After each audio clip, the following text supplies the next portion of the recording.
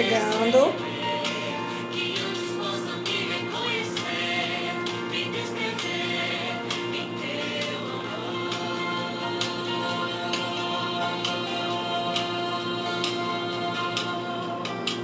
Se tivesse mais perdão, se no lugar de apontarem tantos erros fossem estendidos mais abraços, mais olhares de aceitação, se não mais tanto tempo em vão. Vocês me sinalizam, por favor, se o som está ok, se a imagem está ok, certo? Para que a gente possa começar.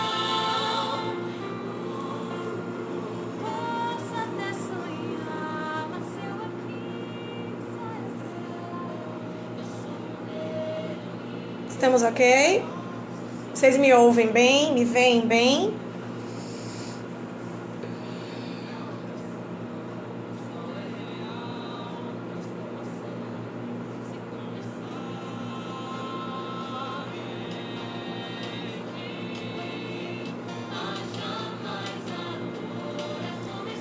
Ok. Uma boa noite a todos. Vamos silenciar e elevar os nossos pensamentos ao Criador. Lua está sinalizando que está tudo ok. Então vamos iniciar elevando os nossos pensamentos ao Criador, pedindo a Ele que nos abençoe, nos ilumine e transforme as nossas casas em feixes de luz a se espalhar pela psicosfera do globo, para que a energia, essa energia de tantas incertezas seja serenada. Agradecemos ao Mestre Jesus por esse espaço, que estejamos conectados e que façamos dele um momento de profundas reflexões. Que assim seja. Boa noite, Roberto Esposo. Opa! Questões, né? Então vamos lá. Para começar, né? Eu vou começar da maneira que eu tenho feito nas últimas semanas, tá? Essa atividade, esse momento doutrinário, ele é nosso, então eu não vou fazer ele sozinha.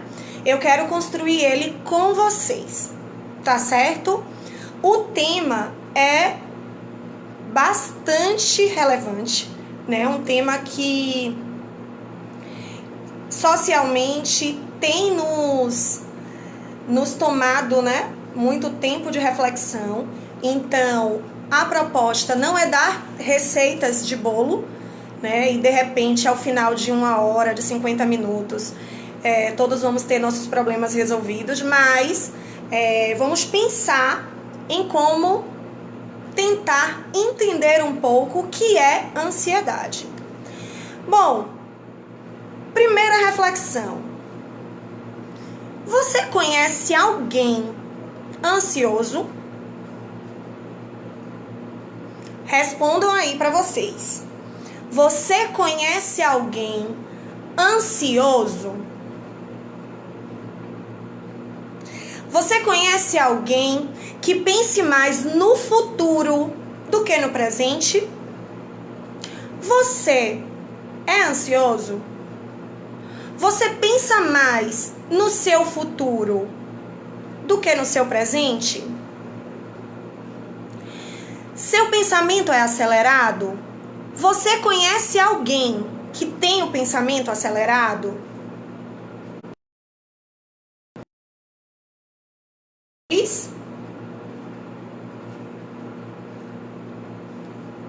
A gente está com uma questão aqui no Instagram. O Instagram está pausando. Na sexta-feira passada tivemos o mesmo problema.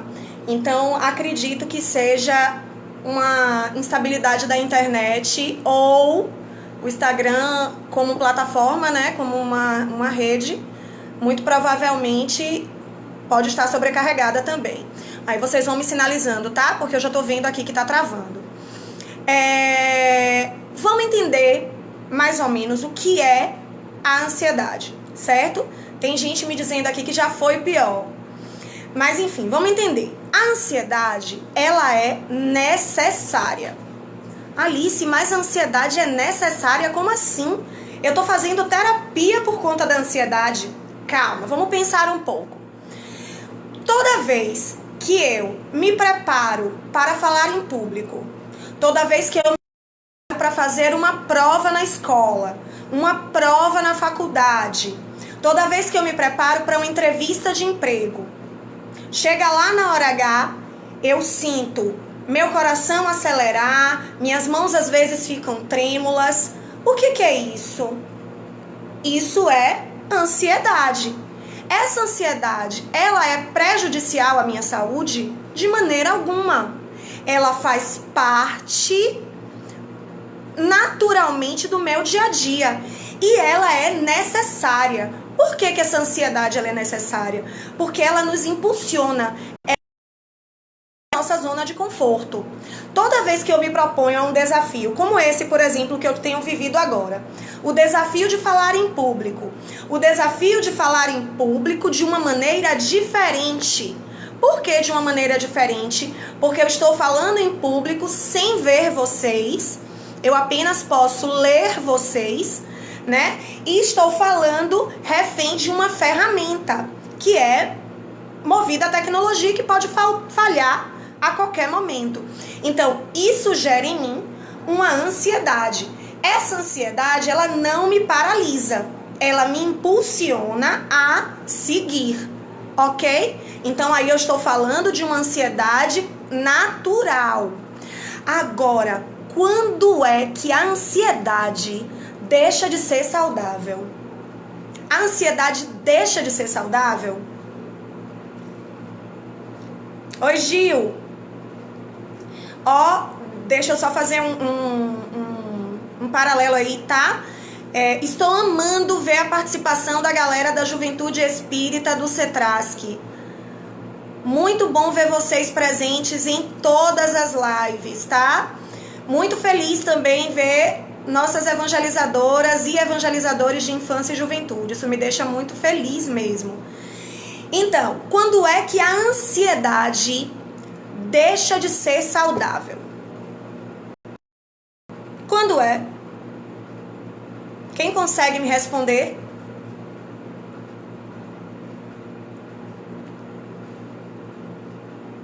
A ansiedade, ela deixa de ser saudável quando ela começa a trazer consequências para a minha vida, tá? E essas consequências, elas são graves. Mas o que seria uma consequência grave para a minha vida? Por exemplo, quando ela me incapacita de trabalhar. Quando a ansiedade me capacita de fazer as coisas que antes me davam prazer com naturalidade e com serenidade. Quando a ansiedade me prejudica na escola ou na faculdade, ou quando ela me retira completamente da escola e da faculdade.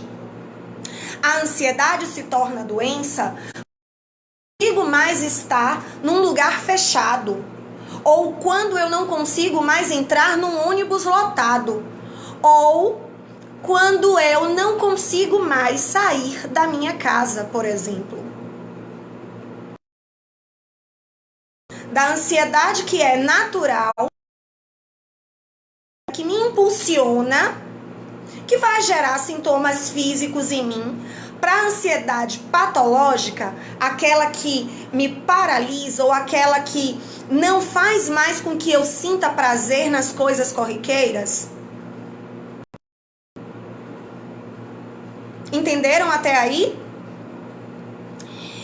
Neri, ele está perguntando aqui, duas são fobias e medos. Calma que eu vou chegar lá, tá certo? Agora, a gente tem uma informação que ela é preocupante, tá? Que é da Organização Mundial de Saúde. A Organização Mundial de Saúde, desde o ano 2017, diz que o Brasil é o país que mais tem idosos no mundo. Então, isso já acende na gente um sinalzinho de alerta, tá? Mas o que seria essa ansiedade? A gente já viu que a ansiedade, quando ela é patológica, né? Quando ela deixa de ser normal, deixa de ser natural, ela nos paralisa ou nos mobiliza a não seguir da maneira como havíamos planejado o nosso dia a dia. O que seria essa ansiedade, tá? A ansiedade, ela é conceituada como uma preocupação excessiva, como uma preocupação persistente. Ela é excessiva, ela tem uma grande intensidade, ela é persistente, tá? Algumas vezes obsessiva. E quando eu falo obsessivo, eu estou falando do pensamento obsessivo mesmo, tá? E ela faz com que tenhamos, aí a gente volta para a questão de R. Neri, medo de situações cotidianas. Então, o que diferenciaria a ansiedade do medo, tá? O medo, ele é uma reação ao que existe de fato, tá? Eu tenho medo quando eu vejo alguém, eu estou sozinha numa rua e vejo alguém se aproximar. Isso é um medo. É algo real. Eu tenho ali na minha frente algo real que está de alguma maneira me afetando, tá? Isso é medo. A ansiedade, ela seria o quê? Não tem ninguém na minha frente. Eu vou seguir por uma determinada rua. E eu começo a pensar, e se aparecer alguém na minha frente? E se essa pessoa for alguém perigoso? E se essa pessoa me atacar? E se? Então, o que é que eu fiz aí? O medo, ele tem a ver com o real, tá? Já a ansiedade, nem sempre tem ali o objeto que me cause medo. Mas o meu imaginário vai trabalhar em cima dessa possibilidade de e se acontecer. Então eu vou pensar à frente, eu vou pensar no futuro, no que pode acontecer. E não necessariamente no real, no que aconteceu. Entendem a diferença entre ansiedade e medo? A ansiedade, na verdade, é uma vertente do medo.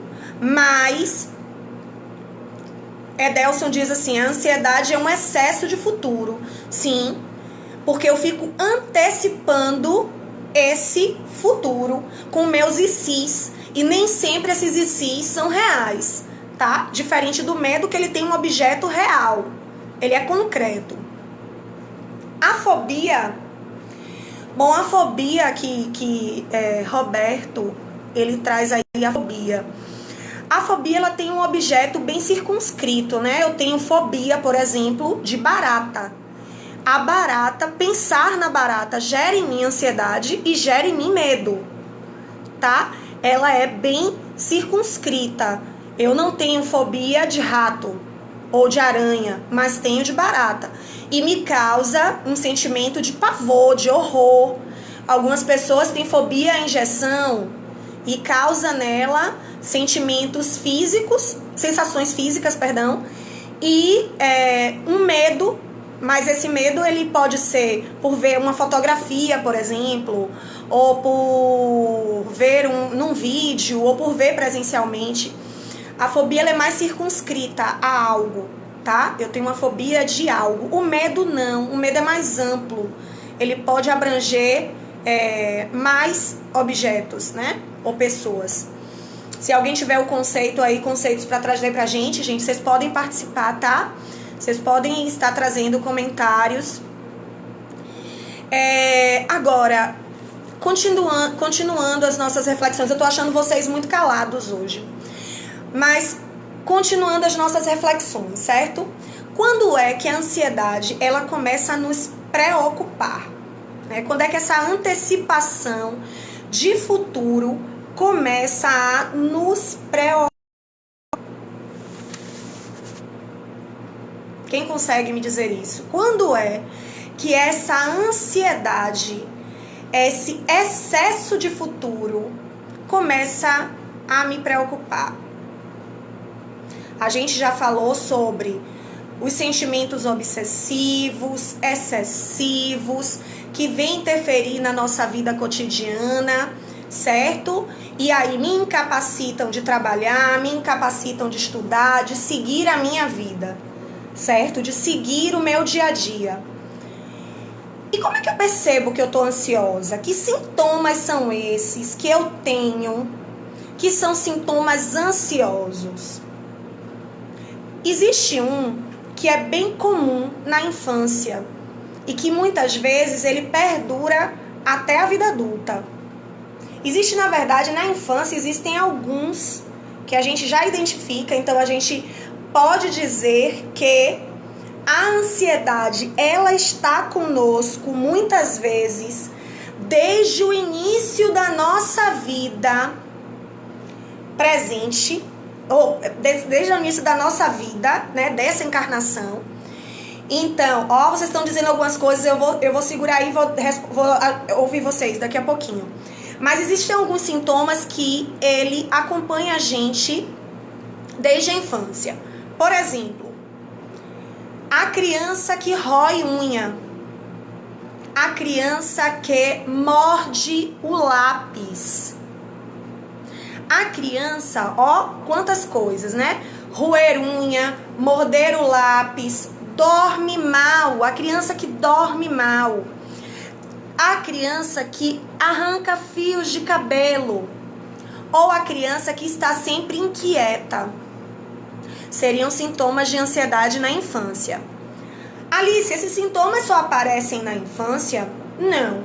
Eles podem perdurar caso a gente não encontre o gatilho, a causa, até a nossa vida adulta. E como nós somos espíritas, nós cremos que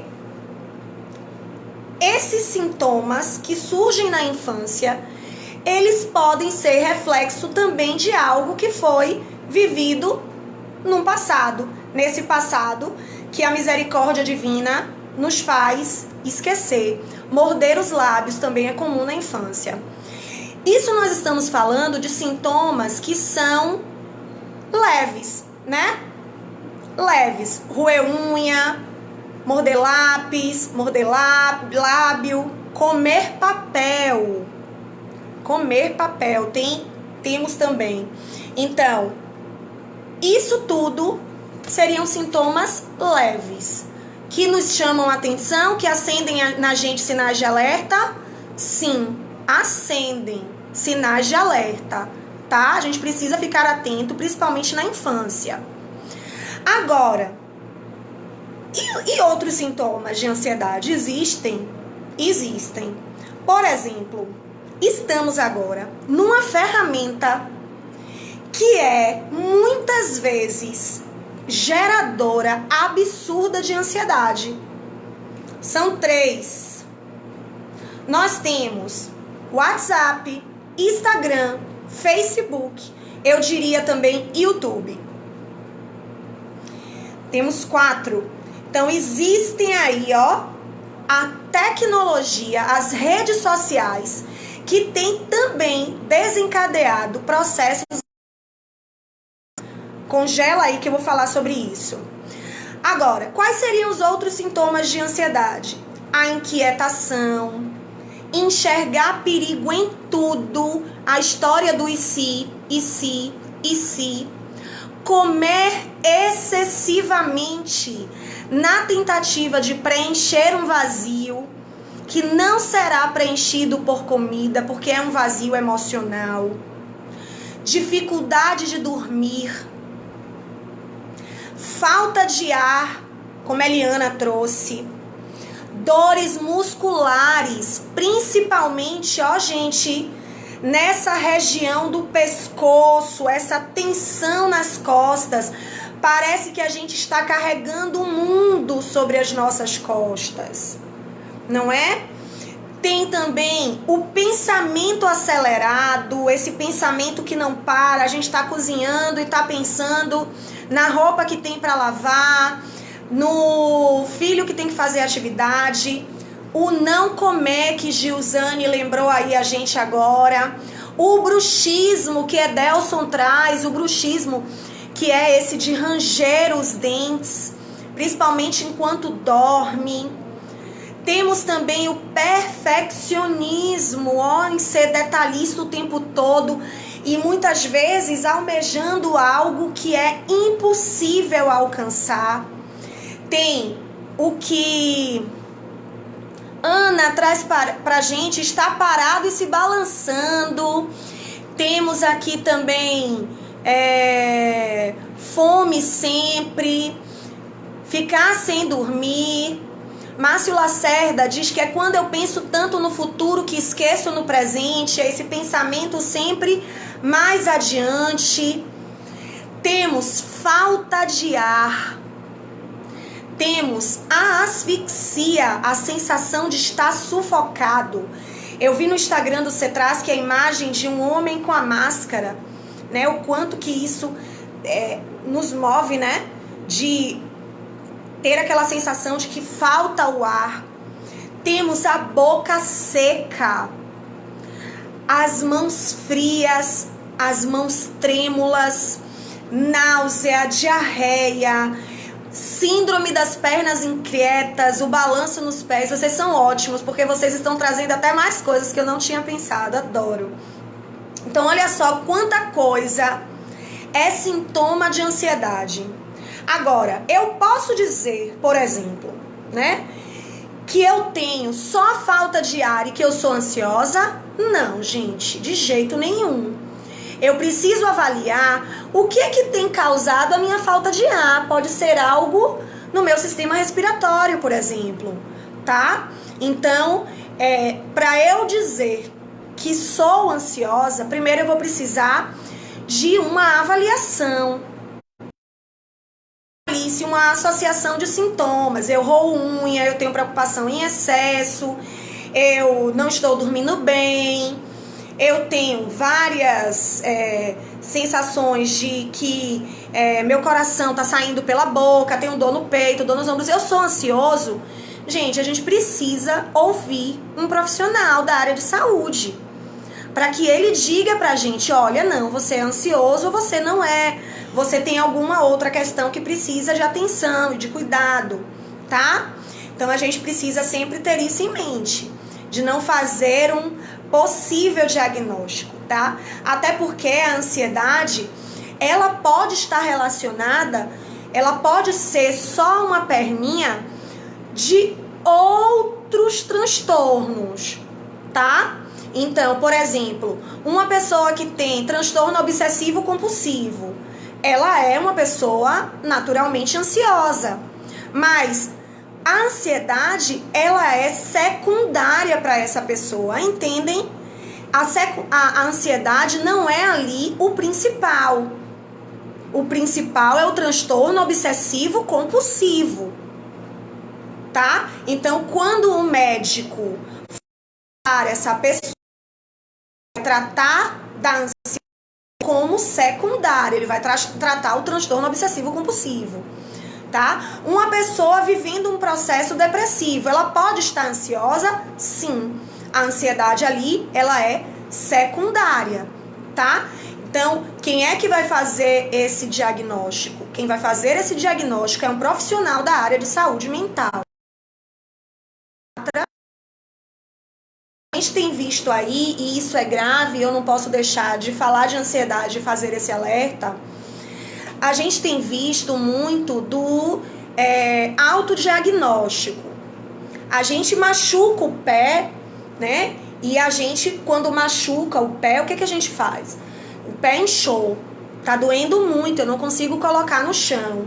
Eu vou ao ortopedista para tirar um raio-x. Mas eu começo a sentir esses sintomas todos que nós falamos agora, falta de ar, comer excessivamente, não dormir, dificuldade de respirar, né? Boca seca, mãos frias, e eu acho que não mereço dar atenção a essas coisas. E o que eu faço? Eu começo a me automedicar para poder controlar esses sintomas, né? Então eu vou na farmácia, eu compro um fitoterápico, ou eu vou pego a medicação da minha mãe tá tomando uma medicação para ansiedade, ali vai resolver o meu problema da minha mãe, ou minha irmã tá tomando uma medicação para dormir, eu vou tomar a medicação da minha irmã. Então o que é que eu tô fazendo? Eu estou lançando para debaixo do tapete o meu problema. Eu estou dizendo para mim mesma que eu sou capaz de dar conta disso. E aí, agora eu vou falar bem sério com vocês. Pode acontecer algo muito grave. Muito grave. Mirelle, antes de eu dizer o que é que pode acontecer de muito grave, Mirelle diz o seguinte: que quando estou ansiosa, às vezes eu passo muito mal. Exatamente, Mirelle, é o que a gente está dizendo, né? Que a gente tem sintomas que são reais, que são físicos mesmo, tá? Mas o que eu quero dizer para vocês? Quando eu lanço a minha ansiedade para debaixo do tapete e não busco cuidar dela, o que pode acontecer em mim? E aí eu tenho alguns exemplos, né, para citar.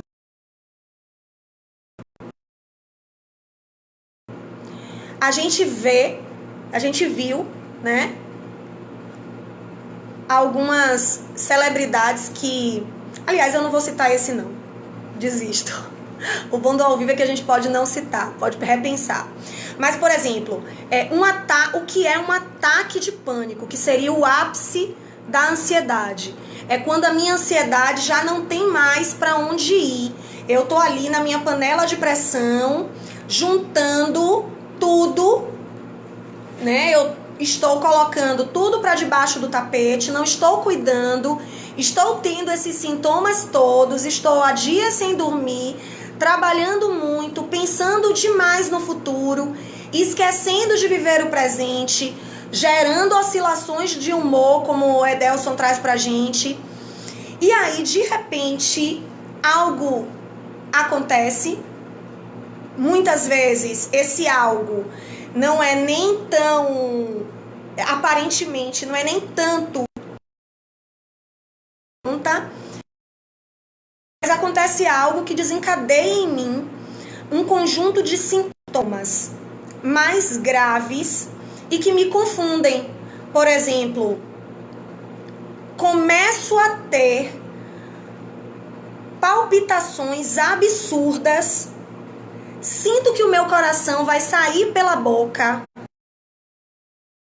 eles começam a ficar formigando, falta o ar, me sinto sufocada. Ponto, por exemplo, no chão. Qual o primeiro pensamento que vem na minha cabeça? Estou infartando, vou morrer, vou desencarnar agora. Entro no Uber correndo pro hospital. Chega no hospital, vou à emergência, o médico faz todos os exames em mim. Faço eletrocardiograma, exame de sangue, verifico minha pressão, tudo. Eu não tenho absolutamente nada físico, aparentemente nada grave fisicamente, né? Eu não estou infartando.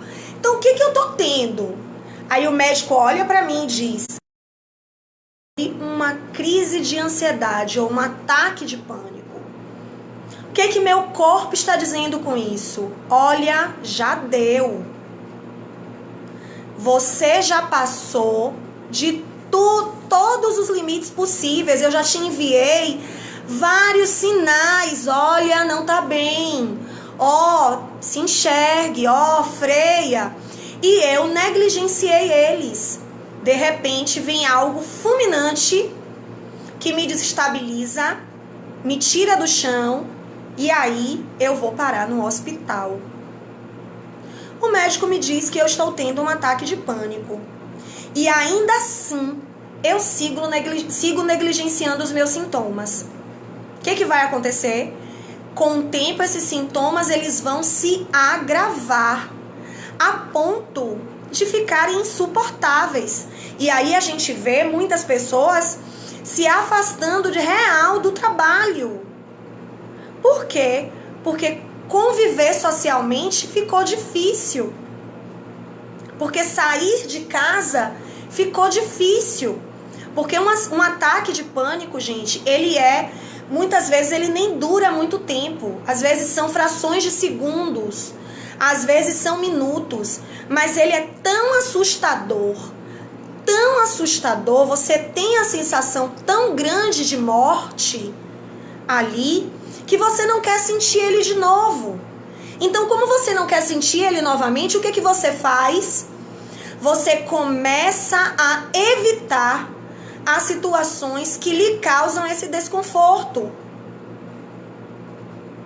E aí isso vai impedindo, vai trazendo para você vários. Você vai colocando em você mesmo vários entraves, porque você quer evitar sentir de novo aquela sensação. E aí o ansioso faz o quê? No movimento de evitar sentir novamente aquela sensação, o que é que eu faço? Eu fico ainda mais ansioso. Porque se eu quero evitar a sensação, eu vou começar a pensar nela.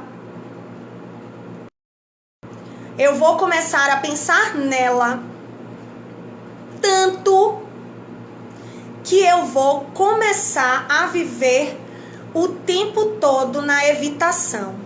Agora, o que a gente precisa começar a pensar para tentar amenizar os impactos da ansiedade na nossa vida, principalmente em dias como que nós estamos vivendo. Esses dias em que estamos em isolamento social, esses dias que estamos vivendo de tanta dúvida, né? Eu vou dar alguns segundos para ler aqui alguns comentários, tá? Eliana disse que a ansiedade pode gerar até desmaios. Sim. Ana, que ela fica muito ansiosa quando vai abrir um exame médico e aí, antes de levar ao médico, ela pesquisa no Google. Olha só, o que Ana faz é muito comum. Ana, confesso que já usei dessa estratégia várias vezes. Não só com os meus exames, mas com os exames das minhas filhas. Rineri, Roberto, não esqueço mais o nome de Roberto. Roberto, na chamada dessa live, a imagem mostra as consequências da ansiedade nos nossos... Minha dúvida é, no momento de ansiedade mais contundente, todos os órgãos são afetados ao mesmo tempo? Olha só, Roberto, bem profunda, complexa e que não posso lhe responder agora, se todos os órgãos são afetados ao mesmo tempo. O que eu posso lhe afirmar é, a ansiedade, ela afeta muito profundamente o aparelho digestivo, tá? Nós temos aí, com a ansiedade, gerado pela ansiedade, muitas gastrites, úlceras, duodenites e outras inflamações no trato digestivo que são ocasionadas pela ansiedade. Uma outra coisa que também pode ser ocasionado pela ansiedade, que é muito comum, é a enxaqueca, tá? Por quê? E a enxaqueca tensional, essa enxaqueca que algumas pessoas têm, que eles chamam de enxaqueca aura, que a gente tem alguns sintomas antes dela, como ver bolinhas brancas ou pontinhos luminosos nos olhos, ter sensibilidade à luz, ter sensibilidade aos sons, uma tensão muito grande no pescoço, tá? Isso eu sei e posso lhe afirmar que acontece sim esses órgãos do sistema digestório, e as crises de enxaqueca são muito comuns e são em processos ansiosos, tá? Núcleo de amor patológico diz o seguinte: imagine a ação dos obsessores nesses momentos. Então, se a gente tem aí, né, um momento que estamos mais fragilizados emocionalmente, certeza uma porta aberta para o assédio desses obsessores. Por isso que é importantíssimo, inclusive é uma recomendação médica, tá, gente? Eu que estou dizendo. Quando estamos em crises de ansiedade, nós devemos evitar bebidas alcoólicas e cafeína.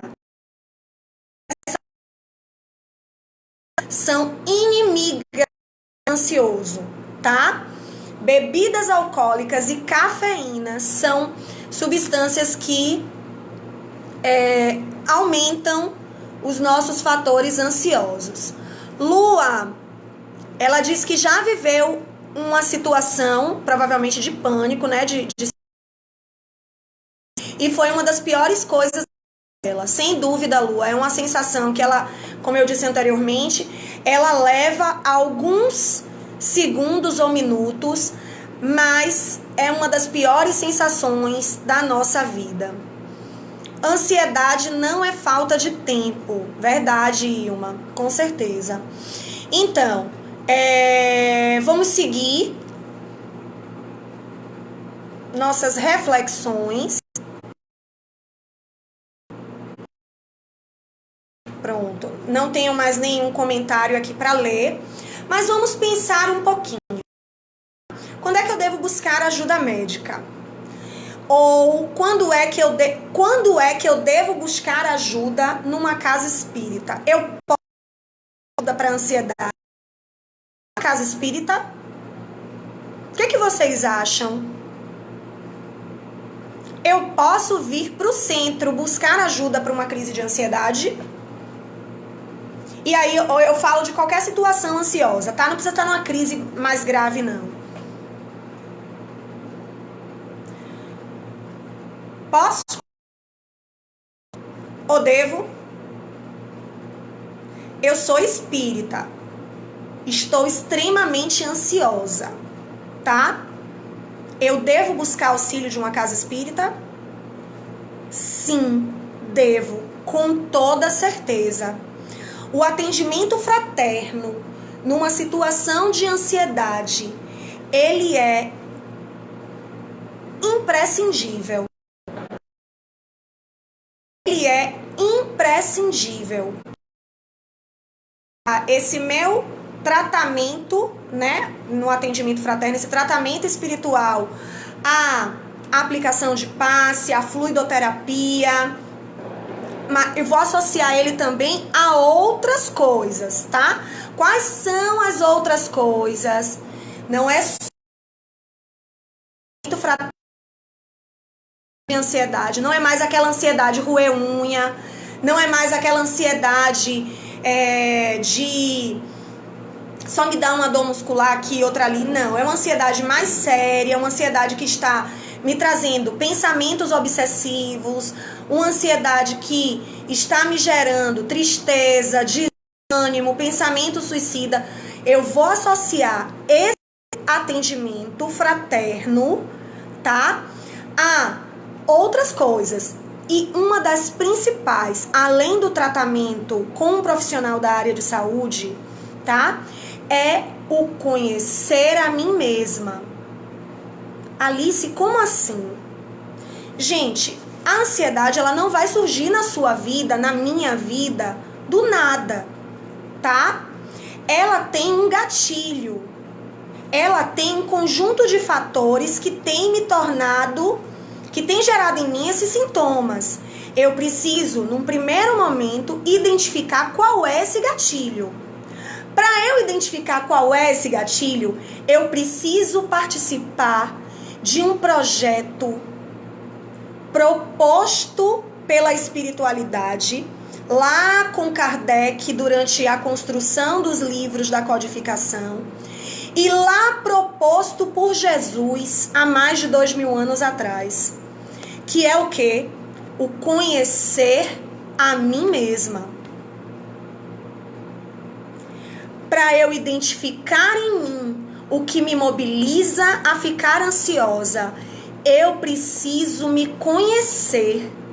E a partir desse conhece-te a ti mesmo, eu preciso começar a praticar a reforma íntima.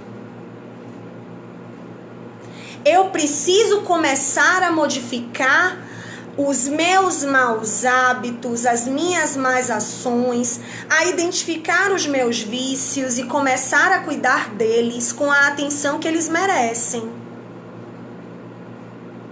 A gente tem formas de amenizar a ansiedade. Para vocês a questão da atividade física, né, que é importantíssima, porque ela vai liberar, tá perdoada, Raimunda, ela vai liberar adrenalina, ela vai várias outras substâncias para o meu cérebro que vão me deixar mais serena, enfim. Eu posso propor o exercício de meditação. Algumas pessoas já até citaram aqui eles, né, que o exercício da meditação, o que é a meditação? A meditação é o foco no presente, né? Ela me permite o foco no presente. E o que é o ansioso? É aquele que vive de futuro. Então a meditação é uma ferramenta muito importante e que dá muito resultado nesse processo de tentar controlar ou entender a ansiedade. Eu gosto muito, ao invés do controlar, eu acho controlar muito pesado. Eu gosto muito da palavra entender por quê. Entender por quê. Eu preciso entender por que estou ansiosa. Entender por que estou com excesso de futuro na minha vida.